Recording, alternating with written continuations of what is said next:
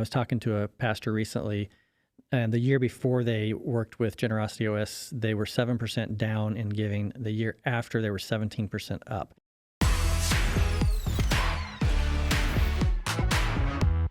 Welcome to the LeadingSmart Podcast, where we are talking all about pastoral succession. And on today's episode, we are going to do a deep dive into finances and succession and why they go hand in hand. So, Tim, there are 3 areas where finances are a critical part of succession. So walk us through what's number 1.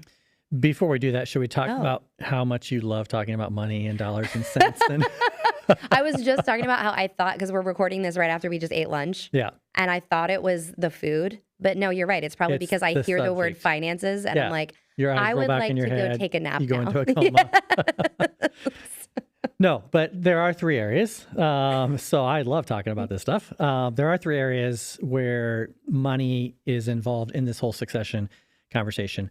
So one, we already referenced in earlier about like a lot of times why pastors wait too long is because they don't feel like they're financially ready. Mm-hmm. And so we can help, we as a board, as a team, we can help make sure the pastor's financially ready, walking him or her through that process, connecting them up with a financial advisor so they can just get a sense of if they're ready.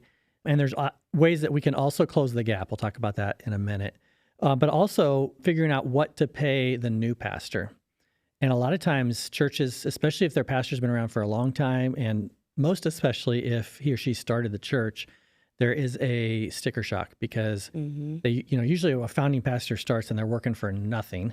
Like they're just kind of, it's all blood, sweat, and tears, and they get a little bit of a stipend, and then that grows over the years. But usually churches aren't like doing market studies to see, are we still comparison-wise, are we still in the market for what we should be paying a senior pastor? And that goes up faster than you would think it does. Yeah. Especially right now. Yeah, especially right now. Yeah. I mean, what's inflation at right now? Like we're at least, it got up to like 7%. Now I think it's fallen a little bit, but still. Right. It's going to be a lot more expensive to hire. Way to pull a percentage out of your head. Aren't you so impressed? We don't know if it's true or not, but you at least pulled it out and you said it confidently. Yeah, that's the secret to success in life, Tim. But so if you think about like, especially if you're hiring someone from outside, you're going to have to pay market. And that sometimes is an uncomfortable word for churches. Yeah. Because we just want to be committed to the cause and love Jesus and love our people and shouldn't be about money. But, everyone has to figure out how to pay for their life, and that's going to enter the equation. So that's where it enters. And then also, you have to think about money if you do an overlap season where you're paying 2 basically senior pastors at the same time. Yeah. So you're bringing on your new senior pastor for 6 months before the transitioning senior pastor is done. Sometimes a church pays some severance or some pay past the point at which they're no longer on the staff. And so you just have to plan for that out of reserves or just make a fund for it, ideally a few years in advance. Mm-hmm. Yeah. Okay, so quick recap. Let's go over them again. The 3 areas that are money and finances are the most important. First, helping the transitioning pastor be financially ready. Secondly, what to pay the new pastor. And then third, funding an overlapping season of the incoming and outgoing senior pastor. Let's talk a little bit more about the financial planning piece for the outgoing pastor. So when should we start having those conversations? I mean, I feel like we need to start having it from as part of the financial package. Yeah. We're talking about a 401(c)(3) or we're setting them up with a financial advisor that can help make sure that there's pieces there of them saving and how much they need to have when they retire. But I couldn't get past the fact that you said 401(c)(3). Oh man. I thought you were smiling at me because you were so proud. Yes, that too. 403B. I think is what you meant. 401(k)(3)B.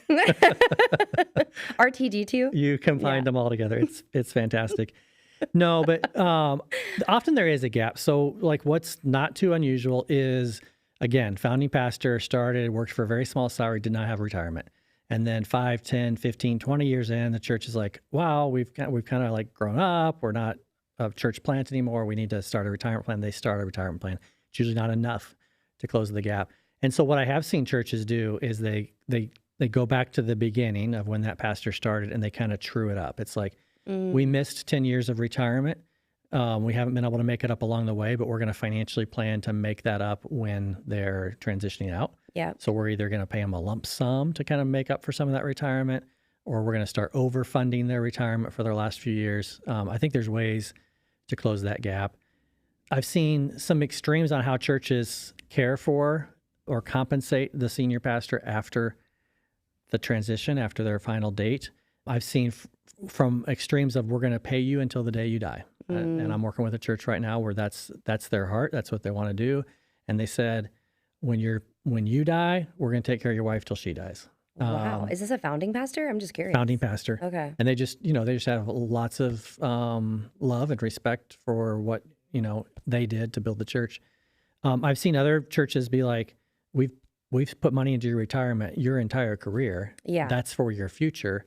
So we might pay you an extra 3 months when you're done, but pretty much that'll be, we planned for it in advance. Yeah. So, and there's both sides of that, and there's a lot of in between.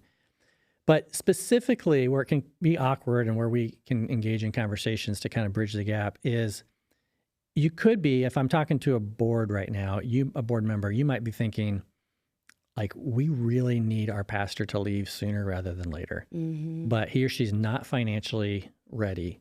That is actually a gap the board can close. So if they're feeling like, for the sake of our church and the future of our church, we need new leadership. Yeah. But our pastor isn't going to be ready to retire for another 2 years or 6 years or 10 years. You can help with that and help closing the gap. You can do that by helping them find what's next. You can do that by giving them a financial lump sum. You can do that by continuing to pay them for a season. You can do that by, we actually have something we want you to keep doing. Would you continue to lead our global missions, or would you continue to lead our small groups or whatever? And you provide a part-time job for them. So there's ways, but you just have to think about that and work your way through those awkward conversations. Yeah. I think this is so important because I've seen too many pastors stay for too long because they couldn't financially leave. And that's often an embarrassing or a shame-filled conversation. And so as the board, to really make sure, we talked about that in a previous episode, but that is a part of the conversation so early to make sure that there's support there and coming from a place of just safety, psychological safety to talk about finances is so key. And then the other piece is, while there are some scenarios where bivocational pastor work works, there are other cases where that doesn't. And so if the pastor is thinking, oh, I won't be able to, pay my bills if I retire, where they're having to figure out this like side hustle thing or bivocational, which can cause a lot of stress. And then they're just not at their best at a time where the church really needs them. So this conversation is so important. It is. Talk to us about that, the overlapping seasons piece and figuring out, we talked about, you're really going to have to pay at market. So first of all, how can church boards or the executive team figure out what the right salary is, and then maybe some creative solutions about how they can make that overlapping piece work? Yeah, you're needing to get some good data. So we partner with Vanderbloemen. Both of us used to be on staff with Vanderbloemen. So they have a compensation survey that's really, really good, and it's not that expensive. And if you're a current client or customer of theirs, then it's free. Yeah. They'll do it for you for free. But they'll just be able to tell you in your area, for the size of your church, the size of your budget, in your specific zip code, this is what half the churches pay this amount, half of them pay more. And they'll tell you at 75%, at 90%, 90% of the churches pay this amount or less, 10% of the churches pay this amount or more. And you just have those benchmarks, which are super helpful. I always think it's good to get your Chamber of Commerce or whatever your local entities are and just find out what's the average pay in our zip code, in our area.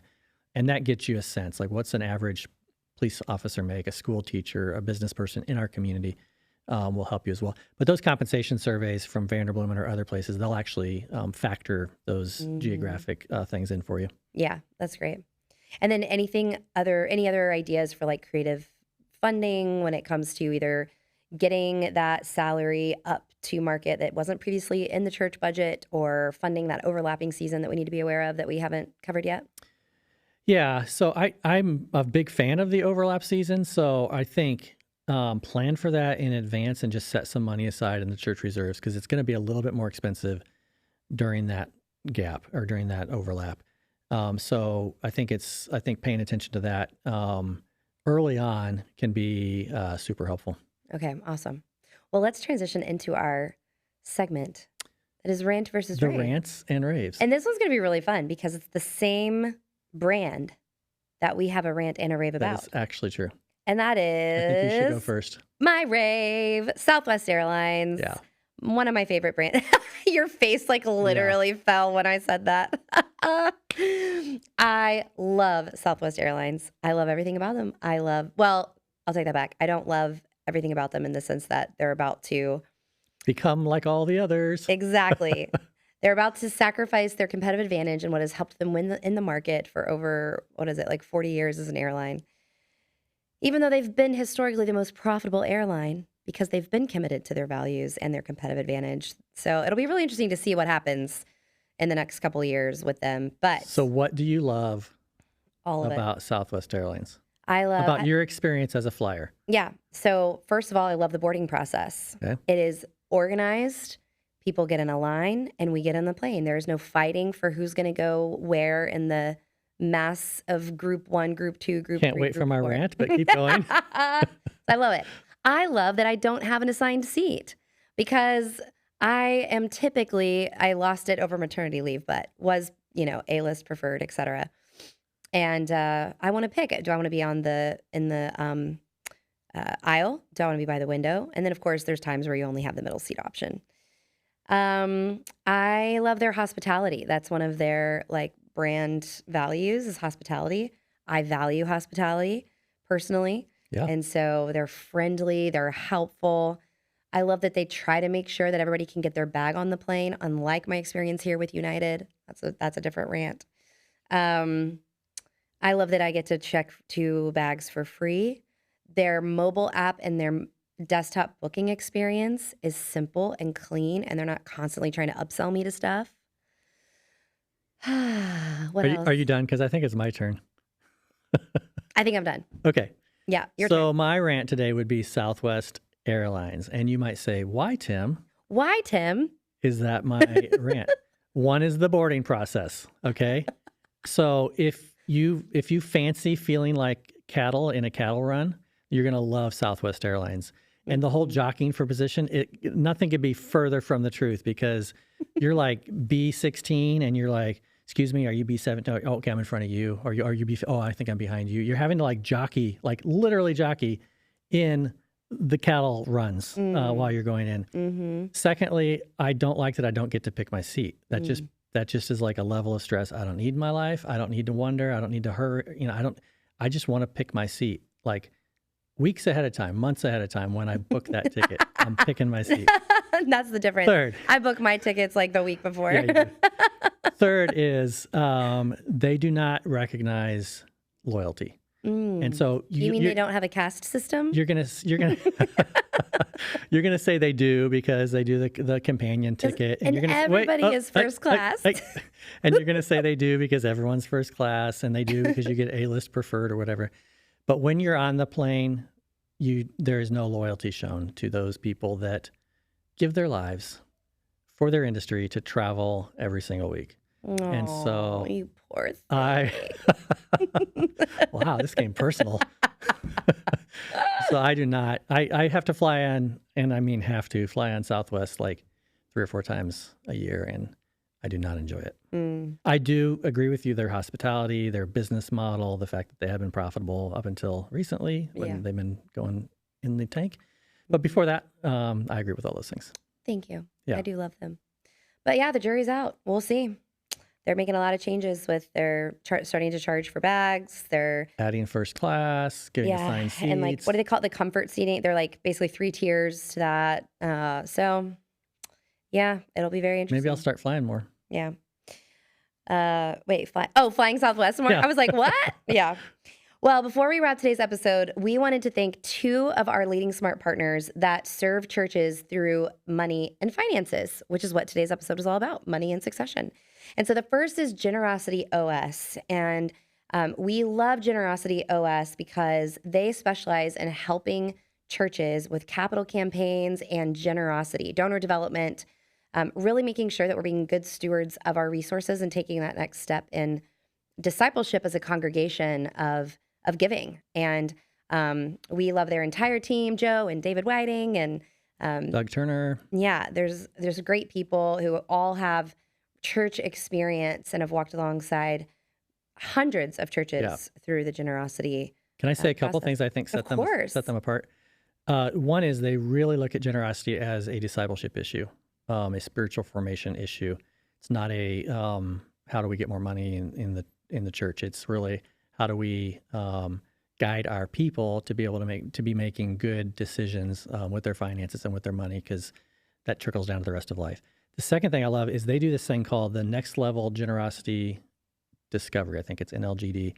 Where they will go into a church. This is not a capital campaign. You're not raising money for building, but they'll just go in and like look at how you thank your donors, how you talk about money, how you use that generosity moment in the service before you're taking the offering, all those things, and just coach you up on those things. And I was talking to a pastor recently, and the year before they worked with Generosity OS, they were 7% down in giving. The year after, they were 17% up. Wow. And they were just raving about Generosity OS. Mm-hmm. A rave.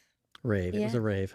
Well, and that leads to our other partner that we wanted to talk about today, which is Thrivent. And so many times when you're doing a capital campaign, it is for a building or a big project, and you need to find a lender in order to pull that off. And so Thrivent does church lending. And we love their team. They've been a partner of ours for a couple of years now and help make things like our executive pastor in-person gatherings possible, and this podcast possible, and our executive pastor monthly cohorts possible. And so Chris and David in particular over there just have such a heart for church leaders and ministries and love walking alongside churches through the lending process. And having a lender, if you haven't had a lender that understands churches, it's like a game changer. I remember we used to work with local banks, and they're asking for ratios and certain reports and things that a typical business would have. And you're thinking through like our attendance patterns, and you're thinking through the longevity of our senior staff, and you're thinking through just the donor rhythms and patterns. And they think that way too. So they're asking questions that actually make sense to you and figuring out how much money they can loan you. Yeah, it's awesome. Well, we're super thankful to Generosity OS and Thrivent, and we are also thankful for our next episode. Episode 7. That's a great segue. I know, I was trying real hard to make that one work. I thought you were going to start talking about 401(b)(3)s again. Totally. Sure. No, yawn. Okay, episode 7, we are going to be talking about communicating the transition plan. This is where a lot of churches get stuck. They do so much work to prepare for it, and then they don't communicate it well. So we're going to fill you in on how to prepare well for that in episode 7. Hey everybody, thanks for listening to today's episode. I wanted to invite you to download our Pastoral Succession ebook at LeadingSmart.com. We do a deep dive of all of the things that we've been talking about this season. And so you can download it for free at LeadingSmart.com and walk through it by yourself or your team or your board. So go to LeadingSmart.com to download the Pastoral Succession ebook today.